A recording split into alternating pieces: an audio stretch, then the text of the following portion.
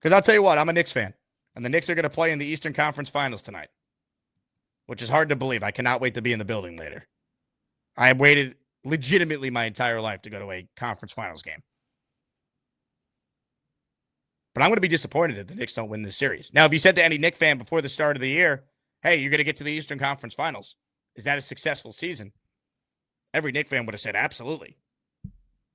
And maybe if the Knicks end up losing this series, I'll look back on it and I'll go, it was a great year, and it certainly has led to some memorable moments I'll never forget. But the Knicks are the favorites now, right? You're at home. You got home court advantage. This team beat you last year, and I believe Indiana only won that series because the Knicks ran out of healthy bodies. I think the Knicks win in 5 if just OG Anunoby was healthy after game 2. I wouldn't be happy if the Knicks don't win this series now. I'll appreciate this Knicks team later on, but now you got to win, right? Your expectations change based on new information. Your expectations change based on what your eyes are telling you. My eyes are telling me Knicks are a better team. Let's get to the NBA Finals. If they play the Thunder, they play the Timberwolves, I'll worry about them then. But the goals should now be, hey, we're not settling. We're just happy to be here. Job's not done. Like that's how things change over time. But if you told any Knicks fan before the year started, hey, you're going to be in the conference finals, of course you signed for that. But you would have thought you'd be in the conference finals against Boston. Guess what? You beat Boston. You slayed the Dragon. You beat the champs. Now the goal is to get to the NBA Finals. And look, even talking about the Jets being in the conference finals is crazy. We know that won't happen. But they get off to a good start this year. That's what we're talking about, right? How it all kind of comes together, how the expectations change based on what you're seeing. Now, as far as the Knicks, look, in their history, the game 1 winner for a Knicks series, when they open at home, has won that series every time. Meaning, this game tonight is massive if you look at history. History tells you the Knicks need to win tonight to ultimately win this series. Once again, the Knicks have never won a playoff series where they lost the first game at home. So there's a big one tonight. Indiana has had a lot of time off because they disposed of the Cavs, the Paper Tiger Cavs, for the 3rd year in a row, oh, by the way, in just, 5 games? So the Knicks tonight need to come out with an edge. The Knicks are healthy, something they were not for any game last year against this Pacers team. And I respect Indiana. They are a team that obviously has a ton of depth. They're a team that is tough. But I think the Knicks are better. And I think the biggest key for the Knicks is Mikal Bridges. Because when he goes, this team wins. Look at the games the Knicks have won in the playoffs, and then look at how Bridges has performed. I know Jalen Brunson's going to bring it. He's special.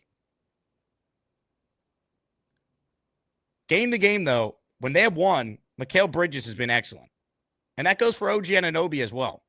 And if you look back on these two teams in the regular season, Karl Anthony Towns averaged about 30 points. I don't think Indiana has a big that could handle Towns if Towns is aggressive and Towns comes out and plays like he did in Game 6 against Boston last Friday. I believe Karl Anthony Towns and Mikal Bridges are the two biggest keys for the Knicks advancing past Indiana. Because I don't think there's a matchup for Towns that Indiana feels comfortable with. And Mikal Bridges, he's capable of being the second leading scorer on this team on any given night. He's capable of going out there and winning you games in the fourth quarter and the moment not being too big for him. He's done it all playoffs, going back to the Pistons series. He did it in Boston in games 1 and game 2. He was awesome in that game 4, where the Knicks really made a statement that they can beat Boston when they went up 3-1. So those are the two players I'm looking at. OG Anunoby played really well in those first 2 games against Indiana a year ago, and then hurt his hamstring, and we never saw him again until 2 minutes of Game 7 when the Knicks realized he couldn't move, and then that was it. He's going to be important. And look, we know Indiana is obviously going to play their depth. That is their strength. But the Knicks right now, I think you feel like you have 7 guys you trust. We know how valuable and how important Mitchell Robinson has been. But also, Deuce McBride is not getting talked enough about. He has played well. He's gotten better as these playoffs have gone on.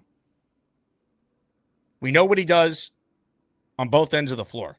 That chase down block that he had was one of the loudest moments of any sporting event I've ever been at. That, to me, is the key. Right?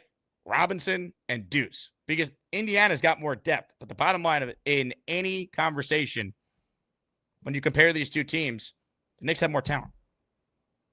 So if the Knicks can get some contributions from a Deuce McBride off the bench, and Mitchell Robinson continues to be a guy that's going to give you, an extra 7 to 8 extra possessions with his ability to dominate the glass, impact things defensively, I think the Knicks have enough. I know Josh Hart is going to give you maximum effort all the time. Game to game, you never know if his shooting's going to be there. Some nights it will be, some nights it won't, but he's going to help you win games. I know Jalen Brunson is Jalen Brunson. Enough said.